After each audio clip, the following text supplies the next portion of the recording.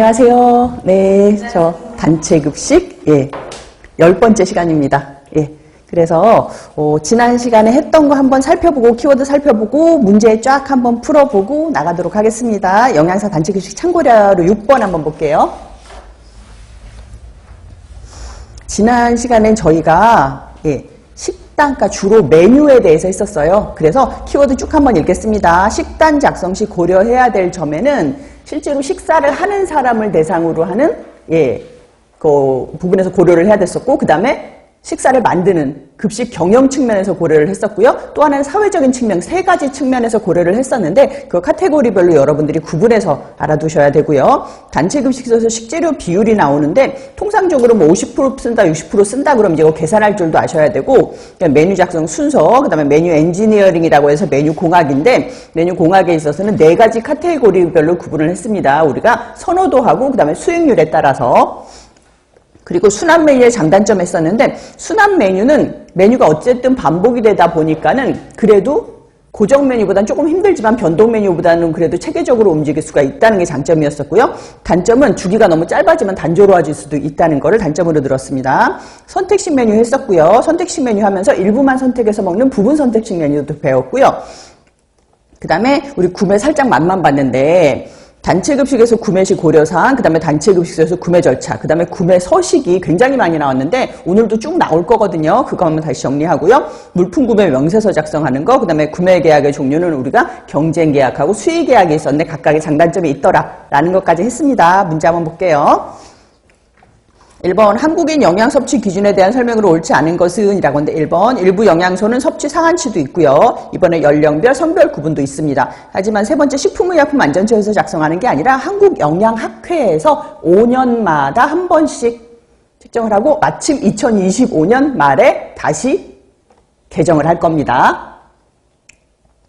그래서 정답 3번이고요. 이번에는 식단 작성 시 고려사항이 아닌 것은 혹시라도 이거 또 제가 몇 번 말씀드렸는데 혹시라도 또 잊어먹으신 분이 있을까 봐 말씀을 드리는데, 제가 여기 나타낸 건 다 기출문제고요. 기출문제이기 때문에 뭐가 아닌 것은이라는 말을 그대로 제가 옮겨 적긴 했는데 요즘은 아닌 것은 안 물어보고 항상 옳은 것은이라고 문제 나온다고 말씀드렸어요.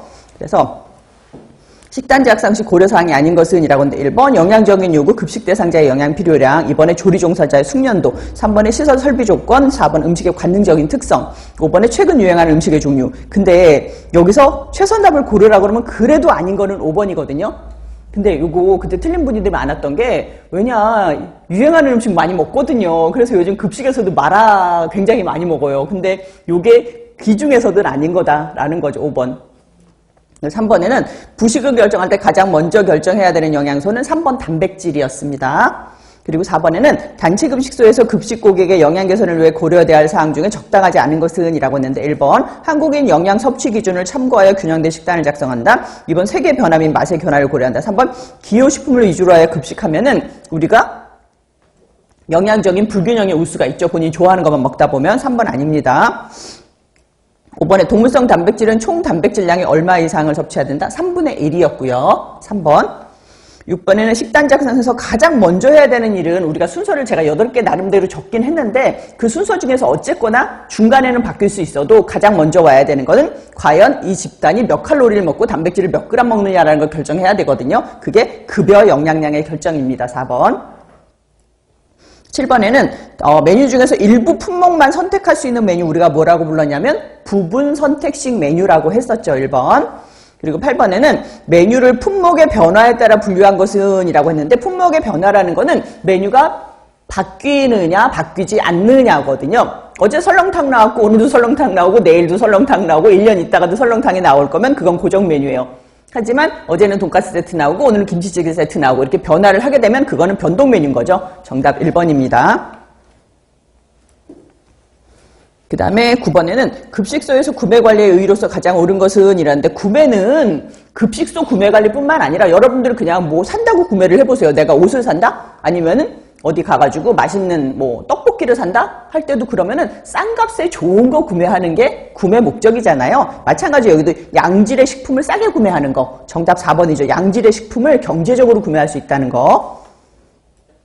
10번에 식품 구입을 결정하기 위한 요소로 옳지 않은 것은 이라고 하는데 일단 구입 가능성도 봐야 돼요. 그리고 가격도 당연히 봐야 되고요. 그 다음에 편의성도 봐야 되고 관능적인 성질도 당연히 봐야 되는데 이 중에서 국내산 여부라고 했는데 이것도 그때 틀린 분들이 많았는데 국내산도 봐야 되지 않냐 라고 하는데 여기서는 식품 구입을 결정하기 위한 요소잖아요. 이거는 내가 어떤 물건을 봤을 때 이걸 살까 말까 하는 거지 실제로 국내산 여부 같은 경우는 여러분들이 메뉴 짤 때 하시는 거예요. 이미. 내가 구매하러 가가지고 국내산을 살까 말까 결정하진 않아요. 그래서 10번의 정답 5번입니다. 11번에는 계절식품의 이용 창고의 저장 조건을 고려해야 하는 구매 시 고려 요소는 이라고 했는데 계절식품을 이용한다거나 아니면 창고가 얼마나 비어있는지 이걸 보려면 우리가 구매 시기를 봐야 되는 거예요. 1번 언제 살 것인가. 여러분들 영양사님 되시잖아요. 그러면은 예상외로 이 가격에 있어 이렇게 배리어 이렇게 부딪히게 되는 게 뭐냐면 국내산 김치